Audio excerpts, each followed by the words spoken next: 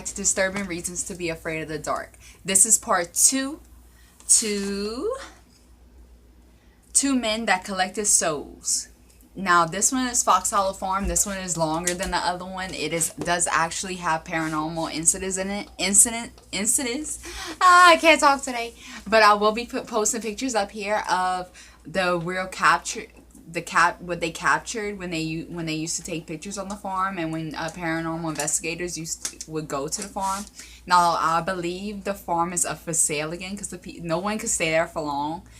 Too many weird things happen, and they just can't take the publicity sometimes. And people always call and ask them to investigate the farm because of the first people that owned it. After one of the first ones had invited them to go, and they would be like, okay, sure, and stuff, because they wanted to figure out what was on the farm, and they wanted to help because there's still bodies being uncovered till this date of men buried on that farm. So it's a real compelling story. I hope you'll enjoy it. Leave me comments, or if you have any requests of videos that you want me to do, I'll feel free to do it, just like I did John Wayne Gacy. Someone asked me to do it, so I did it, even though it didn't have many paranormal incidents in it. I'm gonna stop saying that word because I can't seem to pronounce it.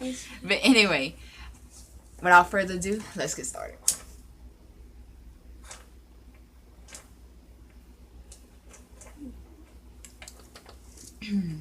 The haunting of Fox Hollow Farm. The man behind the farm. Herb Bauermeister. A place within a violent past is a magnet for paranormal activity. Perhaps it's the raw power and pain and tragedy that has provided these locals to create a force with the gravity to pull those that have died here to do it. A place that certainly fits this description is an estate in Indiana called Fox Hollow Farm, which was once a slaughterhouse of a ruthless serial killer, and one that still seems to harbor both victim and killer who are quite eager to speak out and communicate with the living. Herb Bauermeister. As a boy, he used to like torturing dead and alive animals, showing aggressive tendencies as at a young age. By the time he was a teen, he was submitted into a hospital for psychiatric evaluation. He was diagnosed with schizophrenia, even though little was done by his family at that time. Despite his mental health, he was able to have a career and marry his wife in 1971 and have 3 children with her. Despite his success behind closed doors, he would dress in drag at inappropriate times and urinating on a letter he sent to the governor of Indiana, which got him fired. In the 1990s, there was a spat of disappearances involving gay men that all were at the time the same height, weight, and of the same general appearance, that raised suspicion that a serial killer was on the loose. They weren't too worried about the disappearing men until they started finding bodies, but they didn't show any enthusiasm, whatever that word is, I'm sorry, to find the killer at the time, because at the time, the fact that gay men were going missing didn't concern them due to the way people frown upon their sexuality.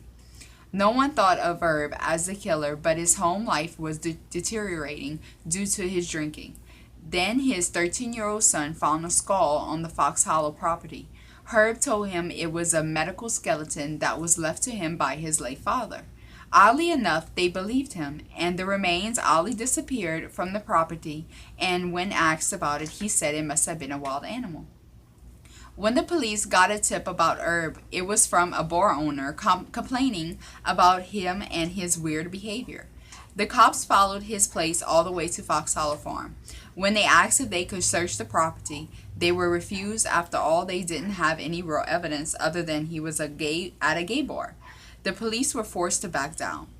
His wife filed for divorce after his behavior spiraled when he lost his company.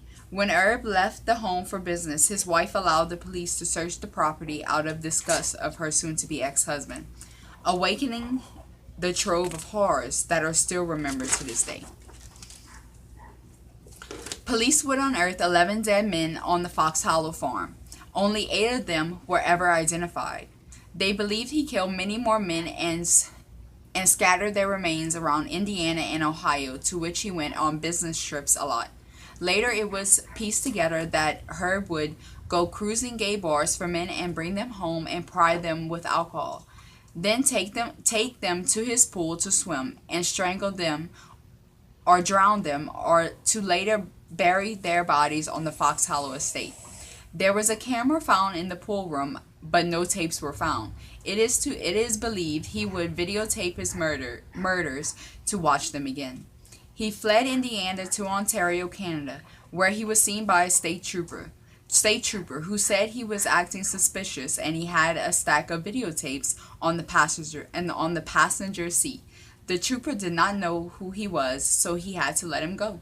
He was found dead not long after in a ritualistic way next to a beach. Some say he was murdered but some say it was suicide. The evidence points to murder. The tapes were not at all at the scene of the crime.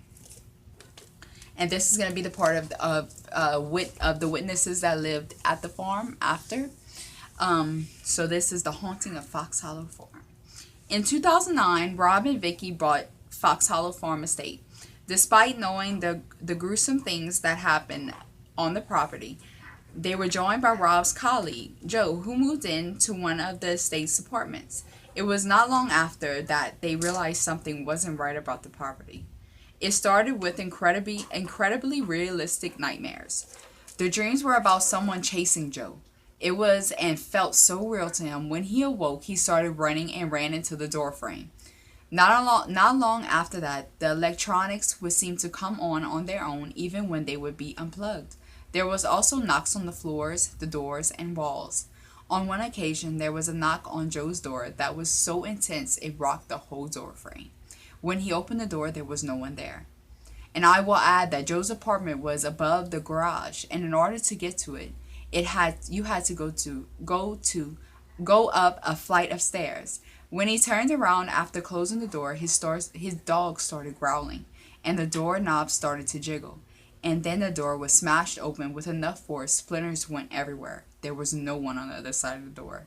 When Jaw saw a shadowy figure run through his apartment as if scared of something, that something then vanished. Later, he would speculate that it was one of the victims running away, as if he knew it was Herb coming through the door for him. Other frightening occurrences started to happen to people living on the estate, as in poking, pushing, and being probed by unseen hands. And Joe's dog, who was fairly quiet, would start snarling and growling at unseen things on a regular basis. The most dramatic incident was when Vicky was looking out at the window only to see a man wandering around the property wearing a red shirt. She went outside to confront him.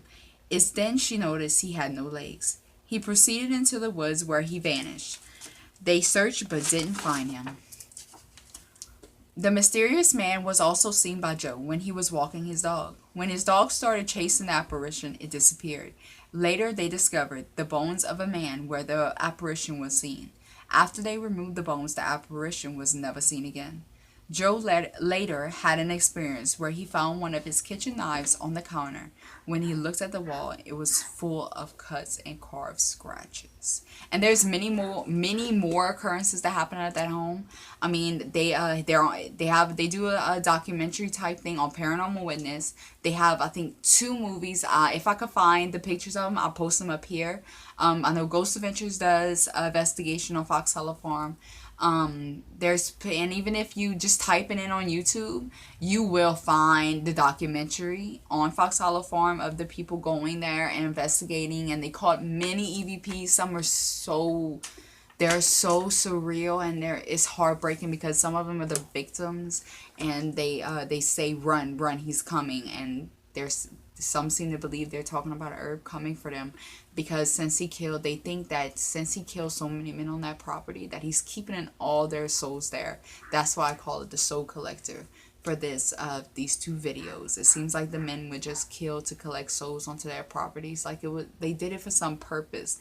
But if you notice, these 2 men had mental problems. I mean, Gacy, he had a blood clot, but could have later done damage to his brain since it went untreated for so very long. And then Herb has schizophrenia, and that went untreated. He probably didn't even take any medicine to the day he died. But it's very scary. Now I found pictures of the way they found Herb in the ritualistic manner, but I could not. I'm not gonna post them because they're really gruesome, and he isn't wearing any clothes in the pictures, and there's none that's blurred out. And I tried to blur them out, but they're kind of the old type pictures. Like it was a black and white picture, but it was a picture.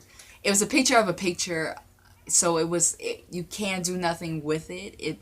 There's no point in it, and you can't blow it up or you can't brighten it or anything like that. So I just left it. I didn't even put it up here because I think it'll be too much. But I wanted to also say I'm not reading anything from the internet or anything like that. I do my research and I write it all down in my own words, so I ain't like I'm copywriting anything. So if anything's different when you look it up, it's because I don't necessarily just copy everything. I put it in my own words and the way I want to say it, and that way I mix it. I kind of just put in my own words, and I take sneak peeks of everything I find and all this other stuff. So I do not copy anything. I just wanted to confirm that, just in case if anybody was thinking that, but I do not, and I don't think y'all do. I just wanted to confirm that I do not copy. I know the copyright goes, but anyway. Thanks for watching today. Stay scared, my Nikki Loos.